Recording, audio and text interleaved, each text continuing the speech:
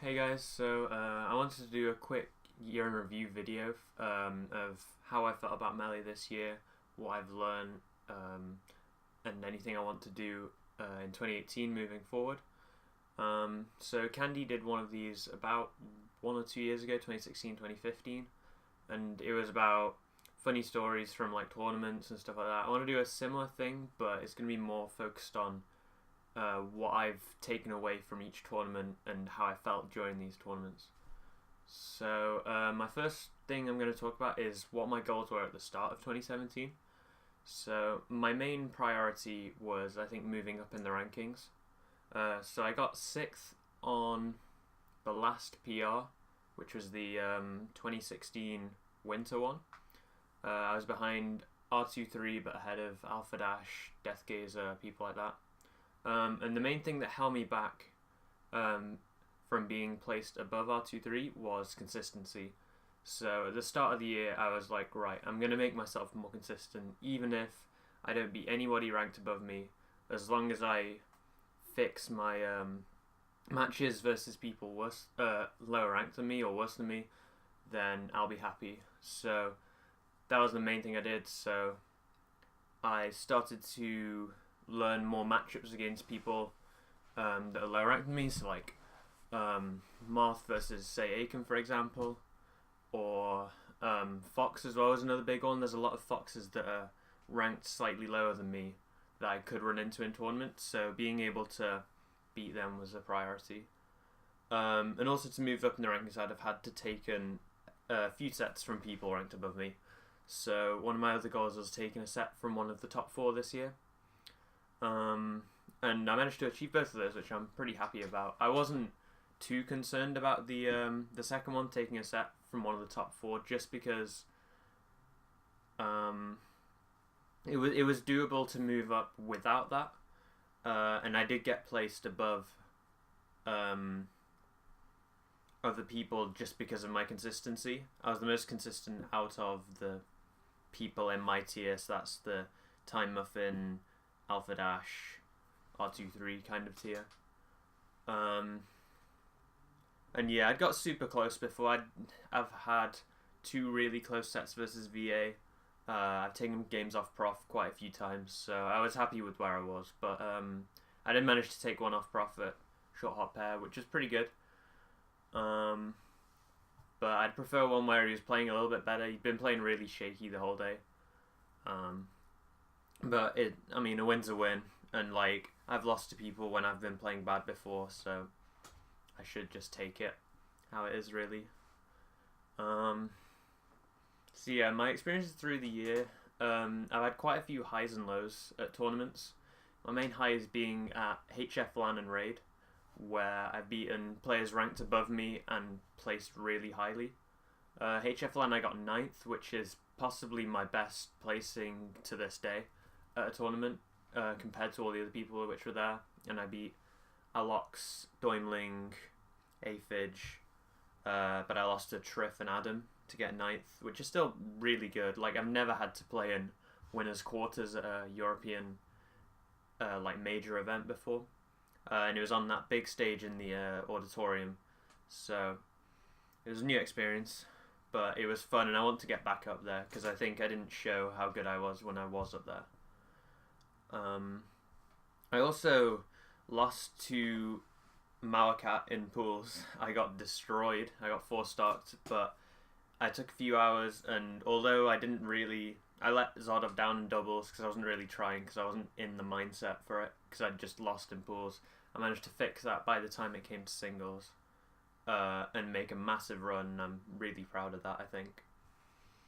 And also Raid was really important for me.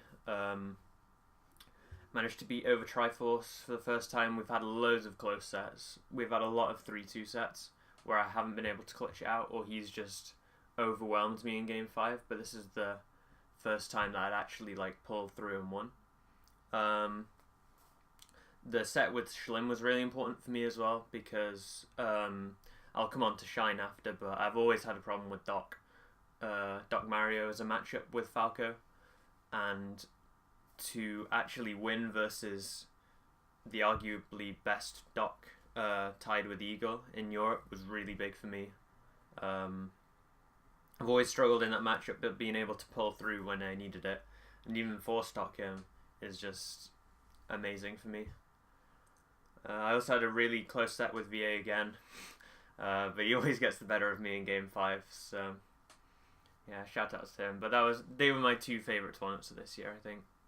And then also I had quite a few lows also, but you know, highs and lows, you always get them. You're never going to always have good tournaments, and you never always have bad tournaments. So my lows are probably Albion, which was, I got 9th at that. I lost to Alpha Dash last Game 5, and then Unhaven had lost earlier, so I had to play him in the round before top 8 and losers, and I was just mentally destroyed after losing to Alpha Dash, because it had been a long time. Like, I used to have a really good record over him in 2016.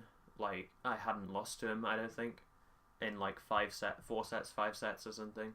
And then I play him at Albion, and I get wobbled Game 5 last Dark, and it had happened at SCR the time before as well. It had been Game 5 last stock, and I'd lost to him. So, you know, I was kind of distraught about Ices because I'd just beaten Doimling at HF LAN, who is arguably the best Ices, and my record had always been good versus Ices since my come up in mid 2016. And now I'd suddenly gotten really bad at the matchup, or I'd just been like figured out or something. I don't quite know what had changed. I don't think I've got bad at the match, but I just think Ices have started doing different things that haven't worked out yet. But it's one of the things I'm trying to work on. And yeah, I had to play on Haven, and I just wasn't in the mindset. I was considering going Fox or something, or like a different character. And if you watch the VOD, you can see it in the player count. My heart isn't in it. I remember definitely feeling like it was a lot of work to go there. And yeah, when it came to it, my heart wasn't in it. I ended up doing commentary for top 8 with Tet, which was kind of fun actually. Like, I never do commentary events really, usually because I'm playing in top 8, but I think it is nice to, you know, step back and just watch the sets from a spectator's perspective once in a while. And that's why I did for Origin as well, because I couldn't go to Origin because of exams and stuff, and it was just nice to see it from not being on the stage for once. But yeah, after that I had Air 4 and Shine, which were within weeks of each other. So for Air 4, last year I'd done really well, placed 33rd, losing to Prinz and Yappy, I think it was, which is pretty good for me. So this year I made the famous tweet after of I'm gonna get top 8 at Air 4, and I completely screwed that up.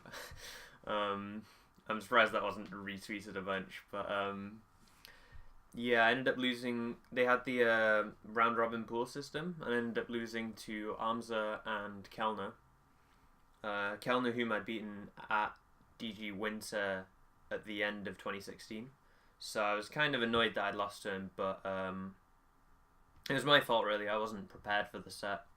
I didn't play the matchup right at all, and he was playing really well. So there isn't much I can do. But yeah, it did suck to only be able to watch top 32 from like an outside perspective, because I really wanted to play in it. But I mean, I got to watch some good sets. I watched Fuzzy Desu live, which is the first set where Desu's actually beaten him. And I was really happy for him, because he's always been one of my like inspirations for Falco when I've been getting better. And I never like playing him because I don't want to beat him and take him out of the tournament, because he's one of my favourite players. Yeah, seeing him beat Fuzzy was really... It made me happy. Even though I wasn't in top 32, I felt like Falco had done something at the tournament, which is cool. But yeah, so that was one of my other lows, just because I wasn't playing. Like, I really wanted to play more and more matches and do well at Air. Especially since I made that tweet saying I'd do really well and then ended up doing bad. It kind of put me in, I don't know, a down mood. But then after I managed to perk back up, just had some drinks with people, and it was really fun. And then I had Shine the weekend after. Shine was really interesting. So one of my problems beforehand was I couldn't prepare as well as I would have, just because I had air the previous weekend. So I had to switch from PAL to NTSC immediately, as in Air 4 finished on Monday and my flight was on Tuesday for Shine. So I had to switch to like NTSC mode like as I was on the plane, pretty much. And I got off and I went to one of their locals, which was one of the MMOM series, or MMOM, in Boston. It was like a 90-man weekly, which sounds nuts to us, but that's what they have over there. I was seated pretty highly because they knew, the TOs knew me from like Big House or whatever, Kirby Slayer, yeah. And yeah, so I got seated highly and I ended up losing to a Game & Watch and a Pikachu. And I was really like annoyed at that point, just because like I went over there, I was expected to do super well, and then I just lose to just these people I'd never heard of before, and then there's these people in top 8 that I've never heard of, and I thought I was better than, so I was like, okay, that's just one local, I've just got off the plane, so I've got plane Johns, like jet lag or whatever, so it's fine, I'll do better at the next local. So I go to the next local, and oh wait, no, I went to the local after Shine. Yeah, so I had Shine, I was like, okay, I'll do well at Shine, and pools went fine. I beat some ranked Boston people, Razen and Golden, and I think it was those two, and I beat Younger, who's PR'd in Boston at the local. But yeah, I go to Shine. I went 2-1 with Junebug, which is a pretty cool set actually. I had an amazing last stock on second game, which is pretty cool. And yeah, I lost him 2-1. There's a bit of a weakness with me for stage counterpicking. Like, I was talking to him after because I banned Fountain, and he said that most cheats over there dislike Fountain versus Falco just because of the down airs, and of course the down air's better in NTSC because of the late hit, which still spikes. So it becomes even stronger when you're like trying to do these pillar combos through the platforms. And I didn't even think of that, so I banned Fountain, and then he went to Battlefield and he just used the platforms really well, and I wasn't ready for it. So yeah, definitely like stage counterpicks is something I need to work on, especially at majors as well, because a lot of the time I'm thinking, should I ban FD, because people could have like a counterpick Moth or a counterpick Chain Grabber, which I don't really want to deal with, which actually happened in a set after versus Bones, who I won first game with Falco, and then I banned something, I think it was Fountain, and then he counterpicked FD Moth, and I lost the set because of it. And it's like, well, if I'd have banned FD, then I would have won. I could have won. So I need to rethink my strategy for that, I think. But yeah, so I went into losers, played some people, and then I played Mr. Lemon in losers to get into top 96, who is a dock main. Yep. I run into the one dock main at the whole tournament of 1,200 people, which was my worst matchup at the time, I think. That or Puff. And yeah, so first game, I was ahead, I had an edge guard and I SD with a side B at 120% or whatever. It was last hit. And then I win game 2 on Stadium, and then I lose game 3 and get destroyed. And my mindset was just shattered at that point. I'd come all the way to America, and the one matchup I lose to was the one I've been struggling with like my whole time playing, pretty much. So yeah, I was thinking like of quitting Falco at that point, standard salty stuff. And I ended up playing Moth for a day in America, which I regret my decision entirely, because I wasted a whole day at Shine on the Sunday where it was only top 8s happening, so I could have done lots and lots of friendlies and money matches and stuff with Falco, and I just spent it with Moth trying to like play Moth, which is useless when it comes down to it. And ended up playing him at a local after, and then went 1 and 2 with it, and that harmonized seeding and stuff for the next few events I went to.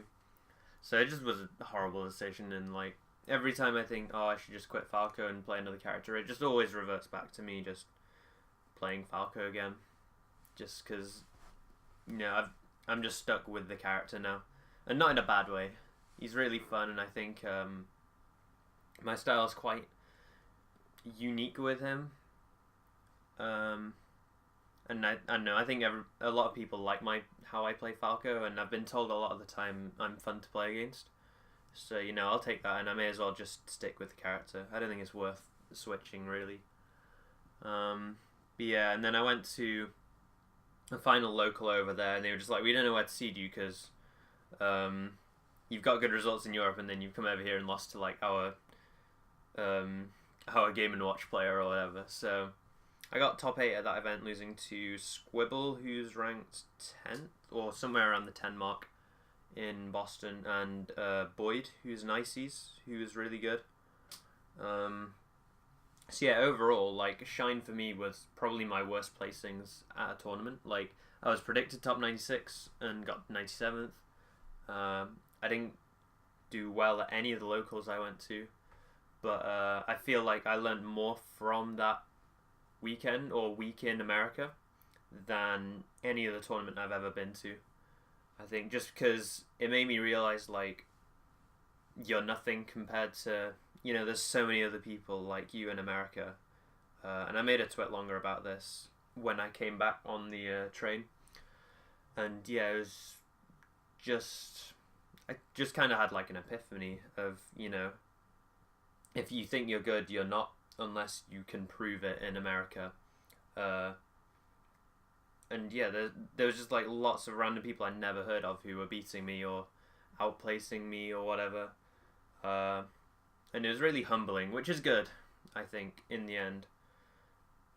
So yeah, when I came back to the UK and went to all these tournaments after, I didn't really mind as much losing to people, because it doesn't matter in the long run, and like, if you've got a winning record over somebody over here, it means nothing to, like, in the broad spectrum, like, worldwide. And there's so much room for improvement that it doesn't really matter until you're at the top level, like, what your win records are and stuff. So yeah, Shine was just really humbling, and although I did really bad when I went over there, and I did feel kind of like I'd let some people down, because I was donated to go over there by lots of, I don't actually know who, because all the donations were anonymous, but I think there was a lot of UK people that donated, and I did feel kind of like I disappointed them, but it was also what I needed to get better. Like, I think that was the shift this year between being at that, like, 6-7 level and then starting to take sets from, like, Prof over and being way more consistent. So yeah, that was my main, like, highs and lows of this year, I think. And mindset has been, like, a big factor throughout all of those as well. HF LAN I managed to pull through, whereas Albion I didn't, and Air4 I didn't.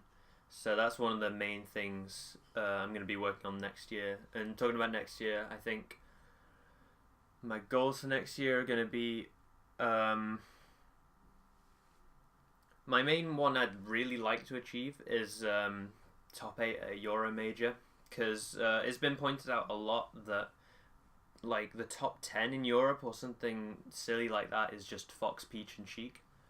And I really, really want to see Falco in that top 10 of Europe, or like at least top 8 at a major, because it's always like the same matchups. Like at Air we had about 4 Peach Sheik sets or something like that, and people just like I don't know, just stop paying attention really to top 8. They got all hyped for Lef and STJ, and then we saw like 3 Peach Sheik sets in a row, and they just all didn't care anymore. And I think if we had a Falco in top 8, then people would care way more, and it would be a lot more hype, and it would like shake things up a bit. So I think that's my main goal.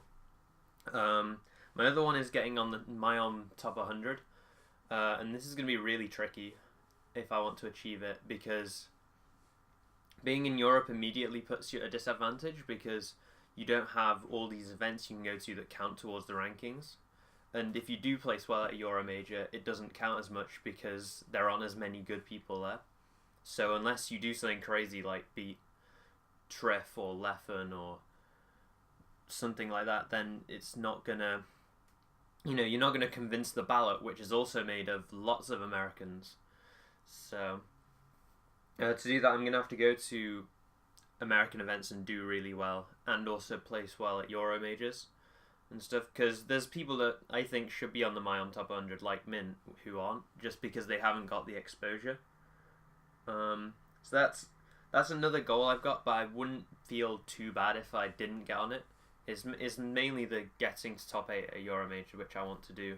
And to do that, I'm going to be trying to get more consistent versus people ranked near me and below me, because they're the people you're seeded versus, and they're the people you need to beat to get to that final stage before top 8 where you have to make the upset. So you can't make the upset if you don't get to that point first. So you do need to be more consistent versus people around your level. And the main thing that's holding me back from that, I think, is matchup experience and game knowledge. So I'm going to be doing a lot more analysis, I think, because I've kind of been slacking recently on it. And just playing net play without having stuff to work on, or I'll play net play and try and identify mistakes and find those mistakes, and then I won't do anything with it. So I'm going to be spending a large proportion of my time practicing just analysing games and matches and my own sets. And yeah, because I don't feel confident in every match, but there's only a few that I feel like, okay, if somebody throws something at me, I pretty much know what I have to do to deal with it. Whereas in a lot of matchups, I have no clue, especially Puff and... it's mainly Puff, actually. I don't know what she does, honestly. I just cheese my way through the match, honestly. And that's why I've nearly lost a lot of Puffs, like Skux or... and I lost to Pontus that one time. And it's just because I haven't worked enough on the matchup, so I don't know what these mix-ups are that they're doing. Or what I should be looking for in neutral. The other things, so if I do want to get top 8 at a Euro Major, I need to think about my tournament mindset in various situations. So this is one of my weaknesses of this year. So say at Albion I just lost a close set, I should be able to recover from that quickly. So thinking about what I need to do when I've just lost, how I should be thinking, how I'm going to pull myself back, and preparing for that situation, I think is going to be crucial if I want to try and get top 8 a major. And I also need to think about, for UK tournaments, sometimes I'll win in winners final and then lose 2 sets, because I haven't thought about my mindset once I've won. How do you keep motivation? You've already won, but you need to play another 1 or even 2 sets. So I sometimes find I'll win in winners final and then just won't be playing as well as in grand finals. So it's also about, once you've won, how do you keep playing well and trying your hardest, and once you've lost, how do you pick yourself back up and start to play well again. And there are a few times when I've done that, and a few times when I've failed. Last weekend at Merckx, I only managed to make a loser's run because I talked to Aiken, and he helped me with my mindset a lot. And there are going to be people there that you can talk to sometimes, especially if you're in America. Prof, Armada, those people go over there and they don't have a coach to talk to or whatever, or some homies that are with them, so they need to be able to have good mindset, and I think that's what I need as well, regardless of the situation. So yeah, they're my main goals and like how I'm gonna try and achieve them. Um, so my events I'm at next year so far, I have a lot of majors coming up. So I have Valhalla first weekend back in 2018. Then I have Genesis.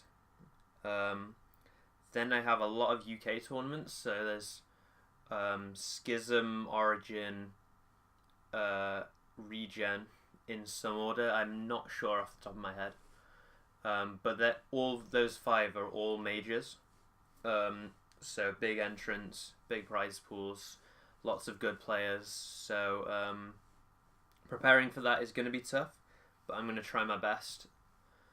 And I'm definitely going to be thinking about that tournament mindset stuff because I'm not going to be playing good for all five of those majors. I'm not going to be playing bad for all five of those majors. It's going to be a mix of both, and so I need to be able to handle whatever happens in the tournament. So yeah, after those, there'll probably be some locals, but I'm not sure yet because I haven't been on Facebook actually or Twitter, so I haven't been hearing about these other events. And so with regards to that, I will be coming back on social media. I was trying some time off because I wanted to see how I was without it and like how I used my time.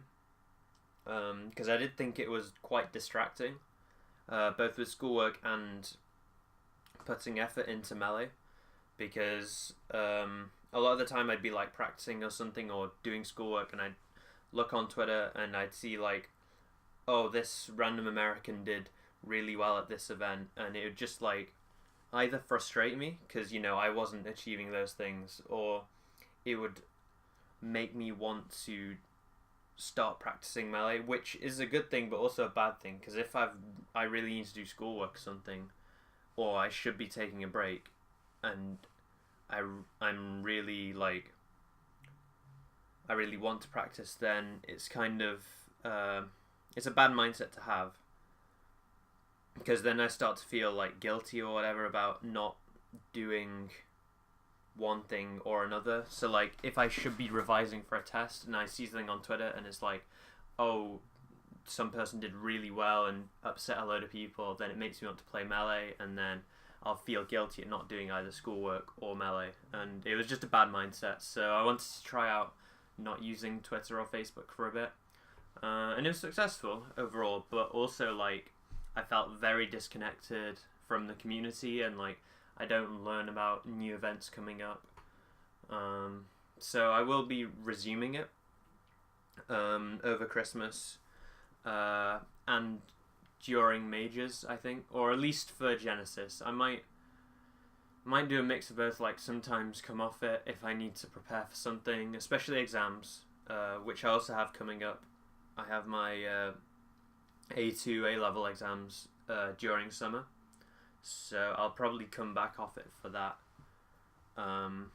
Because while I was preparing for mocks without Twitter, it was really successful.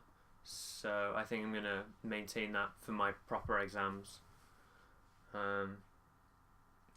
So final thoughts. I just want to shout out 8-Bit Planet and the Bristol Smash team. They've been really good to me this whole year, and I'm excited for in 2018 still being part of 8-Bit Planet and the Bristol community. There's been a load of people in the community that have been really helpful to me this year, but most notably I'd say Aiken, because he's been challenging me the whole year. He's been getting better and he's really motivated at the moment, even if he does sound like a dumbass sometimes and he rages and throws his pad or whatever. Like, it's still good to have somebody that wants to, try and beat me and challenge me, and he keeps me motivated. And we're teaming at the moment, and even though we've had our highs and lows, I think we've got a good future as a team if we keep working at it. I want to shout out Jordan as well, Vati, who's been helping me a lot with mindset over the course of the year. He doesn't play as much, but he's always there when I need to message him and ask him about something. So he's super helpful to have, and I value him a lot. And then finally, both the Matts in the Bristol community. So Matt, Candy Matt, thanks for driving to stuff. I wouldn't be able to get to like half the 20s I do if I didn't have Candy driving to stuff. And Matt, 8-Bit Planet Matt, he's been super helpful with just like talking to me about mindset as well, and like keeping up with how I'm doing and just supporting me whenever I need it. And it's been super helpful to have. So yeah, that's my year in review. Hope people enjoyed like listening to my thoughts and experiences about the year. I might make more of these vlogs next year. Depends how the reception to this one is. But yeah, thanks for watching.